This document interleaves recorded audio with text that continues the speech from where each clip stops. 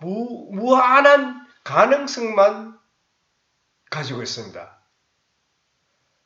그 의식세계가 우리가 어떠한 결과를 얻으려 하면은 그 결과를 어디서 주느냐?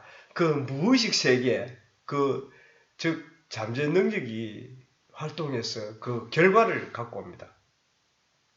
근데 우리는 의식 세계에서 일어나는 것을 전부 다 의식 세계에서 모든 것이 만들어지는구나 이렇게 생각하는데, 사실은 의식 세계에서 어떠한 것은 의식의 상상을 넣고 명상을 넣고 확실한 개념을 넣고 형체를 그리 넣고 이러잖아요. 그 그리 넣은 것은 무의식 세계를 맡겨서 그 무의식 세계, 우리 의식 세계 위에 있고 무의식 아래에 있다고 생각하고 이 아래에 넣어서 무의식에 넣어서 그것을 형상화시키는 게 의식 세계입니다. 그래서 이 형상 세계, 그 의식의 세계를 완성시킬 수 있는 그 능력은 어디 있는가 하면 무의식 세계에서 그 능력이 있습니다. 우리 의식 세계는 다만 행위를 하고 이렇게 하지만은 생각을 하고 느끼지만은 그 완성시킬 수 있는 그 힘, 권능, 그 파워, 그 에너지는 그 무의식 속에서 있는 것입니다. 우선 우리가 이렇게 어떤 이런 컵을 들잖아요. 이렇게 들면은 이런 든다는 것은 우리의 의식 세계에서 이렇게 드는 것이죠. 그런데 이 드는 그 힘, 그죠? 그 권능은 무의식 세계의 힘입니다. 우리 힘이 보입니까? 안 보이잖아요. 우리 힘은 어디서 생깁니까? 물론 우리 근육이 움직이면서 힘이 탄력이 생기죠. 그 생기는 그 힘, 그죠? 이렇게 드는 힘이 있잖아요. 우리 힘이 없다고 하면 손은 이렇게 들지만은 힘이 없다면 이거 턱 떨어지잖아요. 그 힘이 바로 우리 무의식 세계의 힘입니다. 여러분 한번 생각해 보셨습니까? 이게 얼마나 엄청난 연구입니까? 왜냐하면 그것을 볼 수 있어야 될 것이죠. 그것을 보는 것이 우리는 깨달음이라고 합니다. 또 그런 힘이 있다는 것을 가리키는 것이 진리입니다. 도고요. 그리고 종교적으로서 그것을 주로 정신세계를 깨우치잖아요. 신앙으로서. 그래서 그 무의식 세계는 단지 우리의 마음을 다스리는, 우리의 마음 속에서만 볼 수 있는 것이 그 무의식 세계입니다. 그것은 우리의 눈으로 보는 것이 아니고 마음으로 깨달음으로, 지혜로 깨달음으로. 우리가 인간이 만물의 영장이라고 이야기하는 것은 지혜가 있기 때문에 만물의 영장이지요. 그런데 그 지혜가 우리는 그 만물의 영장의 그 지혜를 갖고 있지만은 우리가 우리 속에 있는 내재하고 있는 그 무의식 세계, 의식이 일어나지 않는 그 공간 세계를 우리는 깨달으려고 하지 않죠. 왜냐하면 눈에 보이고 우리가 현실 속에서 있는 이것만이 정치하라 그죠. 권력에 투쟁하고 돈을 버리고 두 가지잖아요. 권력과 돈, 경제잖아요, 그죠. 권력을 진 사람과 또 돈이 많으면 좋겠지요. 돈이 많고 권력이 있으면 좋겠지만 세상은 공평하잖아요. 왜 그러면 권력과 돈을 한 개 다 지어본들 세상은 자기 것이 아닙니다. 자기 스스로가 자기 것이라고 느낄 따름이지요. 그래서 우리는 공평한 세상에 살고 있습니다. 자기가 권력을 가지고 황금을 가졌다고 해서 자기가 잠깐 소유했다가 자기가 떠나면 놔두고 가잖아요. 그래서 다 인생은 빈손을 왔다 빈손을 가는 것이라고 이야기하잖아요. 그래서 우리 살아있을 동안에 우리가 살고 있는 내 진정한 나의 모습을 보려면은 즉 이 육신의 세계보다는 물질적인 세계보다는 정신 세계를 들여다볼 수 있는 그 능력이, 그 깨달음이 더 중요하겠지요. 왜? 정신 세계에서 삶은 영원하니까, 불생불멸이니까. 우리의 육신 세계, 현실 세계에서 일어나는 것은 다 순간적으로 사라지는 것이잖아요. 그렇기 때문에 우리는 정신을 더 소중하게 여겨야 된다. 저 정신은 마음이요, 의식이요, 영혼이요. 그렇잖아요. 똑같은 말입니다. 그래서 우리 정신세계에서 그 무의식 세계, 그 의식이 일어나지 않는 그 세계, 또 갈라지겠지요. 그런데 우리는 지금 의식 세계에서 일어나는 것만 삶이라 생각하고 있지요. 그런데 우리의 삶은 의식 세계와 무의식 세계에 두 가지의 삶이 있습니다. 의식 세계에서 일으키는 우리 현실적인 몸에, 그리고 보이지 않는 그 몸의 근본 바탕을 이루고 있는 그 무의식, 절대적인 권능의 세계. 선각자들은 다 이렇게 이야기합니다. 내가 하나님이 내 안에, 내가 하나님 안에. 내가 마음이 부처고 부처가 나다. 부처가 나다. 이렇게 심적, 불이고 볼적심 이렇게 이야기하잖아요. 왜 그렇게 이야기합니까? 그렇게 이야기하는 걸 우리가 선뜻 이해하기 굉장히 힘이 들죠. 아니야. 부처가 어디 네 안에 있노? 아니야. 하나님이 어떻게 네 안에 있노?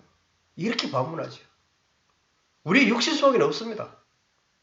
육신 속에는 그 정신 속에서 이야기하는 그 부처의 세계라든지 하늘 세계가 없지요. 육신을 떠나는 세계, 의식을 떠나는 세계, 그 무의식 속에만 존재한다는 것입니다. 그래서 우리가 육신을 가진 사람은 이 지구가 생긴 이래 아직 부활한 사람이 없습니다. 부활했다는 건 전부 거짓. 사람을 현혹시키기 위해서 하는 말입니다. 그게 속지 말아야 되겠습니다. 그래서 우리가 태어난 것은 다 사라져 없어진다. 자연의 법칙입니다. 그래서 가진 것은 다 언젠가는 다 놔줘야 되죠. 그래서 우리는 빈손으로 왔다가 빈손으로 간다는 것이 우리 다 하잖아요. 그렇게 하지만 내가 몸을 살아가 있을 동안에는 내가 영원한 줄로 착각도 하지요. 착각해도 괜찮습니다. 착각 속도 살아보는 것도 나쁜 건 아니니까요. 그렇지만은 우리가 살아있을 동안에 한번 자기 마음을 깨쳐보는 것도 괜찮겠지요. 우리의 삶은 영원합니다. 우리의 삶은 천국의 생활이고 극락의 생활입니다. 이렇게 이야기하면은 몸이, 육신이 영원하다고 생각하고 이렇게 생각하잖아요. 그거 다 착각인 거예요. 정신세계를 이야기하는 말입니다. 영혼세계를 이야기해요. 영혼세계는요, 어떠한 것이든지 붙이면 되죠. 왜? 육신은 딱 정해져 있기 때문에 붙일 수가 없잖아요. 생긴 모습. 그래서 영혼세계는 어떠한 나만을 붙이면 된다. 그렇지만 그 영혼세계를 어떻게 해야 되나? 영혼은 어떠한 말을 넣을 때, 아무것도 없는 무의 상태에 넣을 때 좋은 말과, 그죠? 행복한 생각과 모든 것이 그 환희와 기쁨, 영광과 축복을 엮는 거예요. 그래서 우리 기도하면 축복 기도를 합니다. 그 영혼세계, 정신세계의 그 말을 인식시키기 위해서. 그러면 그 말을 들으면 어떻겠습니까? 마음이 기쁩니다. 마음이 기쁘니까 육신은 어떻습니까? 저절로 기쁜 거예요. 그래, 우리의 주인은, 몸이 내 주인인 것 같아도 실질적인 주인이 마음이잖아요.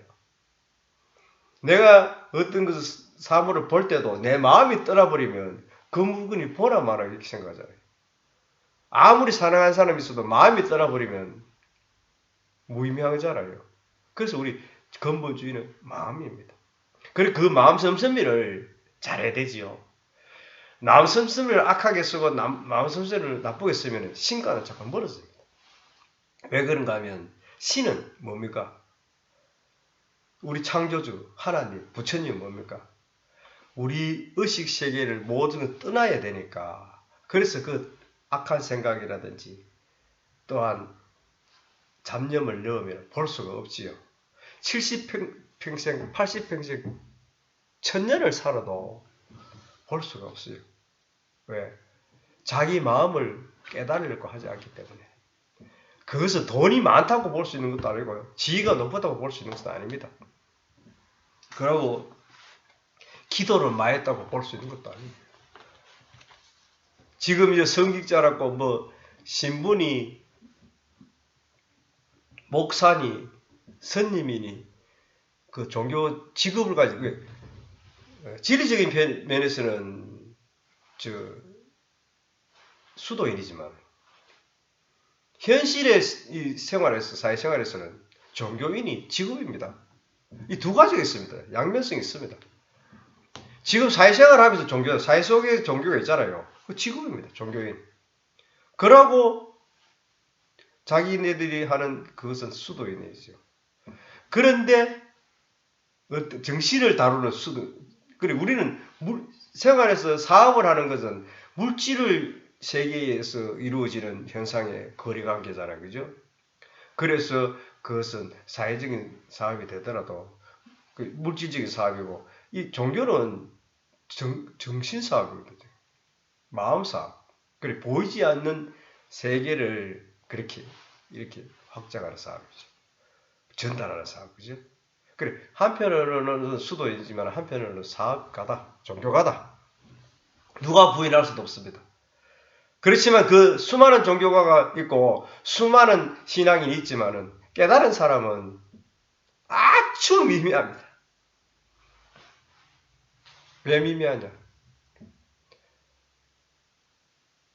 제밥에 눈이 어둡기 때문에 그렇습니다. 우리가 신앙을 가지고 믿음을 가지면 깨달음을 목적으로 해야 됩니다. 그런데 그 행위를 목적으로 하기 때문에 그렇습니다. 그래서 자기 마음을 돌이켜 한 번 더 깨달을 수 있는 그것이 수도인 자세가 되어야 될 것입니다. 우리가 사는 세상은요. 이렇다면 이런 세상이 되고 저렇다면 저런 세상인 것입니다. 공산주의를 택하게 해서 하면 공산주의가 되고 민주주의를 택해서 하면 민주주의가 됩니다. 그러고 우리가 어떤 것을 선택하는 가운데서 이루어지는 것입니다. 신은 즉 창조주는 우리가 어떤 것을 선택하라고 하지는 않았습니다. 오직 우리 인간이 선택할 수 있는 것은 인간의 행복과 영광과 축복입니다.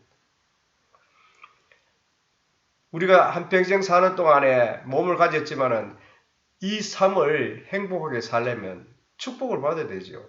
저주를 받아서 되는 것이 아니죠. 그래서 그 축복을 받으려면 내가 남한테 축복을 해줘야 되고 내가 남한테 사랑을 베풀어야 됩니다. 축복과 사랑과 그 행복은 받는 것이 아닙니다. 내가 주는 것입니다.